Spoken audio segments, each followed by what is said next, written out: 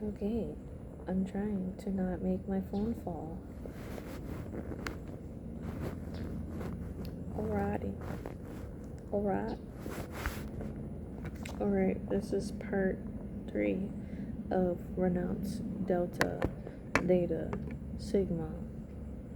It says, candidate, I, do promise in the presence of the eternal spirit of truth, which, would technically be the Holy Spirit, but this is not what they're talking about, and these finite witnesses that I will never reveal in any manner whatsoever, which, again, the secrecy, for any purpose whatsoever, whatever, any of the secrets, keywords, secrets, passwords, signs, grips, and other confidences entrusted to my keeping as a member of Delta Sigma Theta sorority now at the time of my inhabitation into the sisterhood, or that may hereafter from time and time be so entrusted, I do further solemnly promise that I will not that I will dedicate my life to the 9 cardinal virtues of the Delta Sigma Theta. This pledges upon my sacred word of honor. And then it says each candidate is given a white taper, right? And it literally says in Greek mythology, in ancient culture, white primarily symbolizes divinity, purity, sacred rituals, and the luminous presence of the Olympian gods. And then in witchcraft, it means that's a fly. And witchcraft, it means it's the concept of white magic or the white witch. It means center entirely on benevolent intentions, healing, and protection rather than harm. A witch is a witch, by the way, you guys. There's no white witches, there's no dark witches, there's no red witches. It's all witchcraft. It's just demons. Anyway. Alright. It says white taper and a holder to prevent burning as she leaves the induction table and returns to her position. After all candidates have repeated the pledge, the ceremony proceeds, and it says, oh, you guys. See, I actually normally write out the whole thing from each one of these videos, but this one was so bad that God literally told me not to read it, to not write it out. And hold on. Okay. Alright. So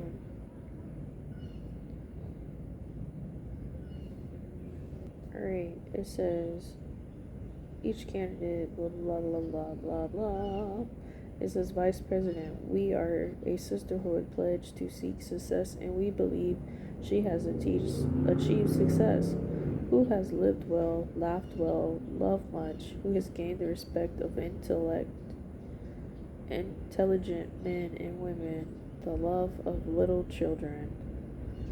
What does that have to do with anything? Who has accomplished her task? Have you guys noticed that a lot of these talk about completing task? The initiations is just doing everything they want, and then when they initiate you, they say you completed the task. Anyway, who has made the world better than she found it? Arguably, I would say nobody makes the world better. I mean, you do save souls, but at the end of the day, it's still a fallen world, Anyway, whether by an approved poppy, a perfect poem, or rescued soul.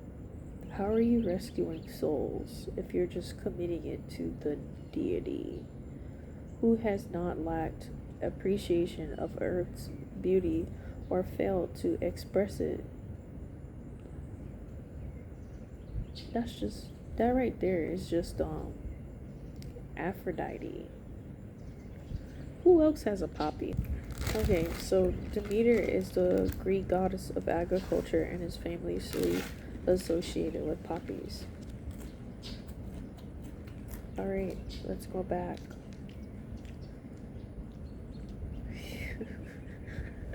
What? I guess everybody is rude. Whether by, so it says, whether by an improved poppy, a perfect poem, or rescued soul, who has not lacked appreciation of earth's beauty or failed to express it. Again, this is also worshiping the earth, which is also something that the Greeks did in the Greek mythology. Who has always looked for the best in others and given the best she had, whose life has been an inspiration, and whose memory is a benediction. It says, President, hear now the date of prayer, and then it says all sing prayer. President, we believe in a spiritual life, but we leave to the individual the selection of the medium for its outward manifestation.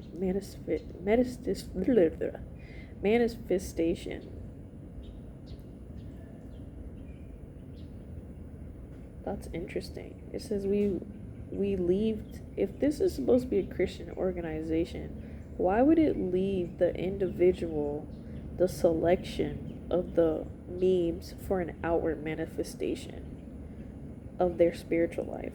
That doesn't even make sense. It says a fire mist and a planet, a crystal ball and a sail, a jellyfish and a saurian. Let's look at what that word means. Hold on. It's a lizard.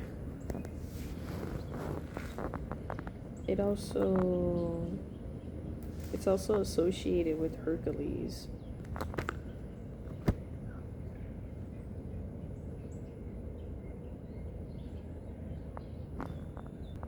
Alright. In caves where cavemen dwell, in a sense of law and beauty, in a face turned into the clod, from the clod. It literally just means like a part of earth. It says you might be thinking of the clod of earth given by the sea god Triton to the Argonaut hero Euphemus, which magically toward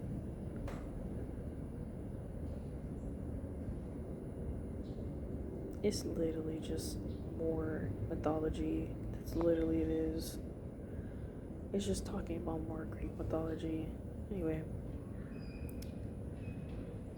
some of us call it longing, and others call it God. So, who are they talking about? They're just talking about Greek mythology, and they're bringing in more ideologies of Greek theology in this poem. It says, a haze on the far horizon, an infinite tender sky, the ripe, rich tint of the cornfields, the wild goose sailing high, and all over the upland and lowlands, the charm of the goldenrod. Some of us call it autumn, and others call it God. Like the tides of a crescent sea beach, when the moon is new and thin, and to our hearts high yearnings come rolling and surging in, come from the mystic ocean whose rim no feet has trod. Some of us call it longing, others call it thought. God. This one sounds like it's about Apollo. And the mention of goldenrod, I'm gonna see who that's associated with. It's associated with Demeter and the god Plutus. Anyway, a picket frozen on duty, a mother starved from her brood. So Socrates drinking the hemlock, and Jesus on the rood. A million too humble and nameless, the straight hard path trod. Some call it consecrations, others call it God. If you guys don't know who Socrates or I don't know how to say this man's name, but I'm pretty sure other people do. But he was an Athenian philosopher who is considered a founding father of Western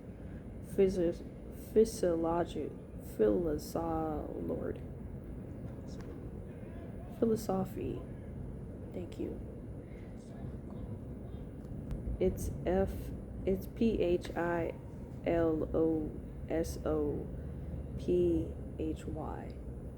Also, this is actually a poem written by William Herbert Carruth, It's called Each in His Own Tongue. Not Jesus. Anyway, but this is literally just an ode to Greek goddess and goddesses, and it's saying that you basically call all these things God, but not actual God. Anyway, it says, President continuing, Soars in Delta Sigma Theta, I am about to administer the oath of allegiance to these initiates. I charge you to receive into your sisterhood freely, and with a feeling of loyalty and affection, may we stand and repeat the oath together. And then it says, all stand and repeat the Delta oath. Stand right. Oh, place right hand over the heart. It says Delta oath. I will strive to reach the highest educational, moral, and spiritual efficiency which I can possibly attain. I will never lower my aims for any temporary benefit that which might be gained. Why is everything rhyming? It's like not even fun. Anyway, I will endeavor to preserve my health, for however great one's mental and moral strength may be, physical weakness prevents the accomplishment of much that otherwise might be done. I will close my ears and seal my lips to slanderous gossip.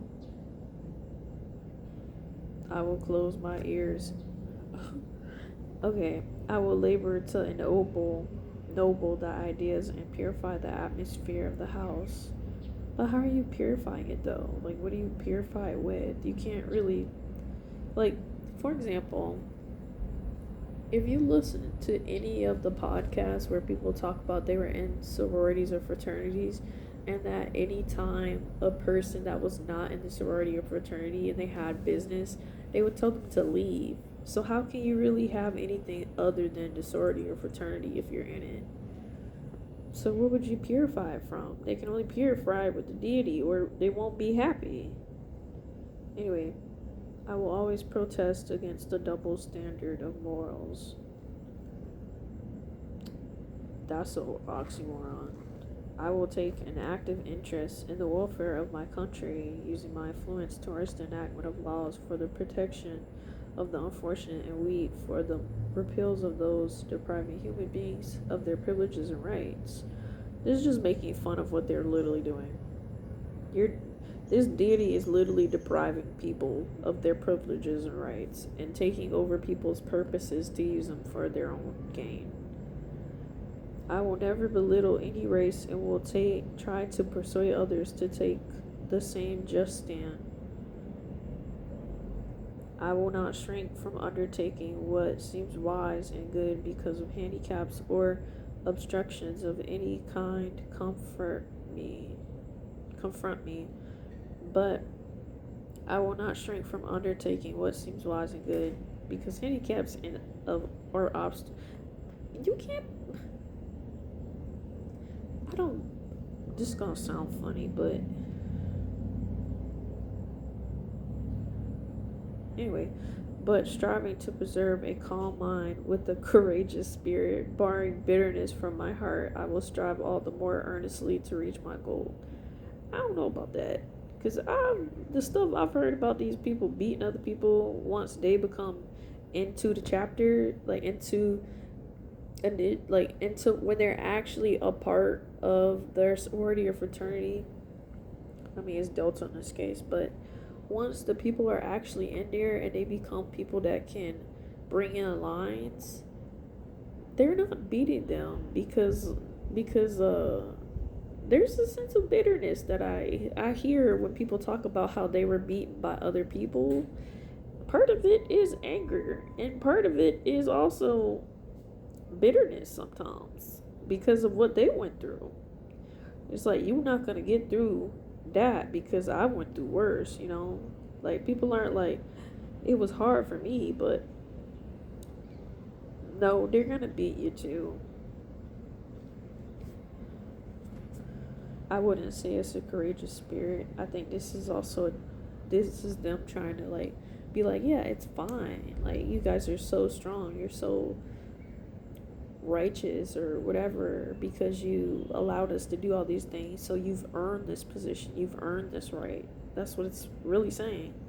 President, will the swords come forward with the pens of our sorority? Before awarding the Pruins, let's look up Pruins. Who's out here saying Pruins? They don't even say that in the Bible. That is hilarious. It says lightly a typo for Poena, the spirit of punishment, or Pities, the pine nymph in Greek mythology. They're literally making fun of everybody in all of these. I'm not laughing because it's funny, but I'm laughing that it's literally attached to Greek mythology and they're just hiding it in the script. They're calling you people that they punish. Anyway, before awarding the Pruins, the president may make some extemporaneous I like that word. Extemporaneous remarks about the significance of the pen. Following this, each Sora who has a pen for a neck fight will step forward and place the pen on the new Sora.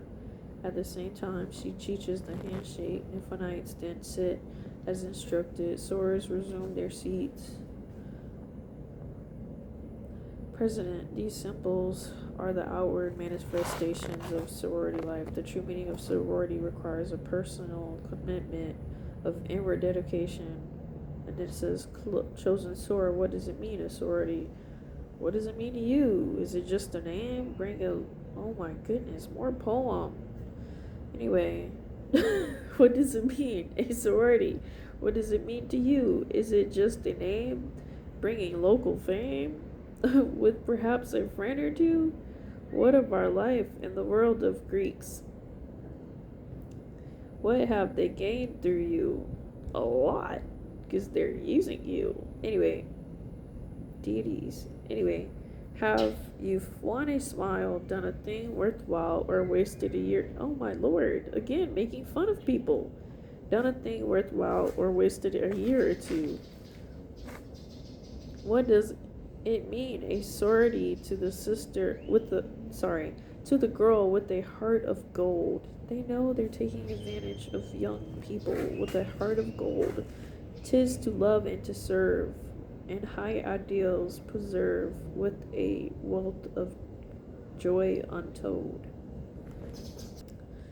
It says tapers held by nymphites and sorors should be passed to the segment and arms to be extinguished.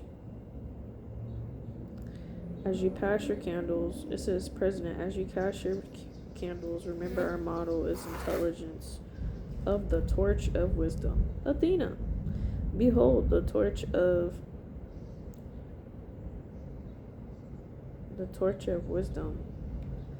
Also Athena indicates torch. It burns whenever the deltas are assembled and guides our footsteps as we work in the name of our sorority, our college-educated women holding the torch aloft.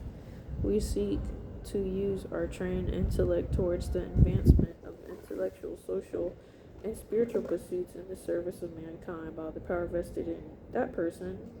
As the president of chapter of Delta Sigma Theta sorority, I do now declare that you are not members of Delta Theta sorority with all the rights and privileges pertaining thereto.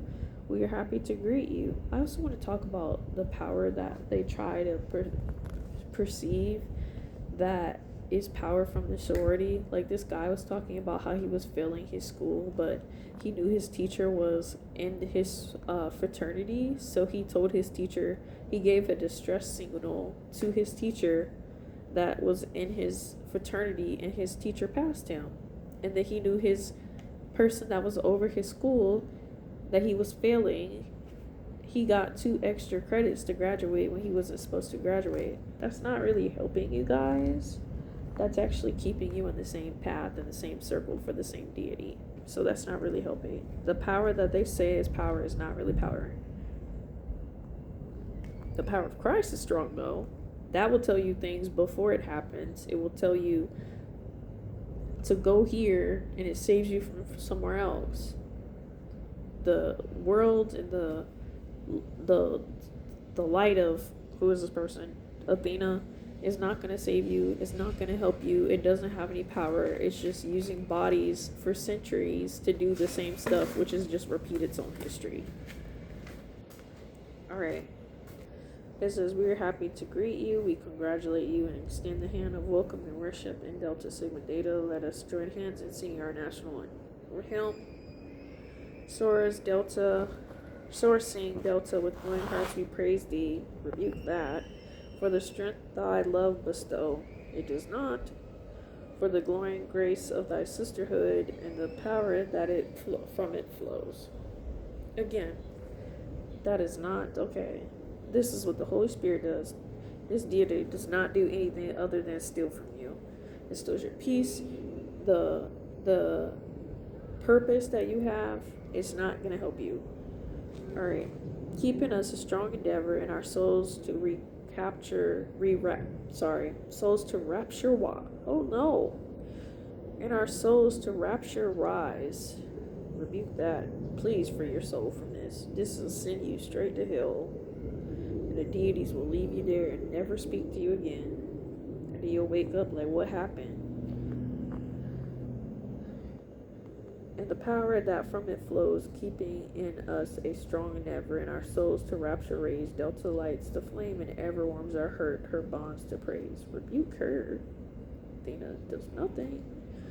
Delta Sigma Theta, we renounce thee. Delta Sigma Theta, replace the loyalty devoted to truth. This is a lie, because it can't be the truth. A bond of our youth that keeps our hearts clean and pure to the end. Also not true, because again, the land of fornication. Also the Greek gods were the land of fornication. So many other worse things. The bright gleam of thy vision has lighted the world. Delta Sigma Theta, our own. Rebuke that. Delta are with lovely loyal hearts we gather to renew our vows of love in the forceful bond of devoted trust. The problem is the forceful part. The forceful bond. That's not good. As our womanhood moves on, strengthen in us old and young. As our ranks increase and go, Delta's ideals ever stronger. Glorious and triumphant power. Again, no power. President, it says chorus. President will declare chapter business closed and the chapter banquet for Deltas only may proceed. Adjournment. So again, renounce Delta Sigma Theta. Know that these deities, all they can do is harass you and say, hey, you should join my thing. And if you don't, that's all they can do. They have no power to touch you. They have no power and no legal right unless you say, unless you say these pledges. They have nothing they can do. Did I even tell you guys the history? I don't even think there's much to tell. I'm pretty sure I did. Anyway, but you guys, there's nothing these deities can do. Satan can walk up to your window and say, hey, I'm Satan, and he can't touch you. He can't talk to you. He could talk to you, but he can't touch you unless God gives him permission to do something to you, to grow for, like for example, with Job. When God gave Satan permission to test Job, but at the end of it, Job became a greater man because of the test that he went through with God. And that's how it works. But yes, are there things that happen that, people decide they want to do? Yes. Does God get the glory out of those things? Yeah, when you submit them to God and you forgive with God and talk to God about them.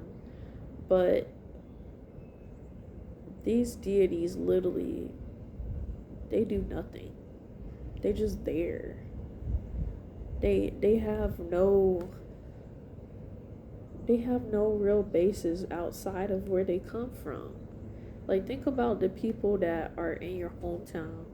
Yes, people have their current deltas, their current Omegas, their current Zetas, but the power that they had only is with the people that are in these things.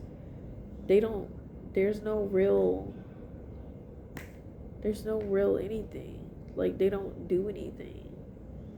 And even if they try to, God still gets the glory, and God still gets them in the general. Because if you're apart from God and you don't repent, you're not gonna be going to where you want to go. You're not going to heaven.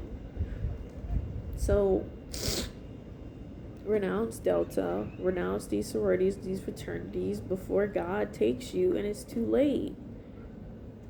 And it's not even too late. It's the fact that you've been warned and you choose to ignore the warning and laugh at warnings, and God just tells you over and over and over again, we just write it off.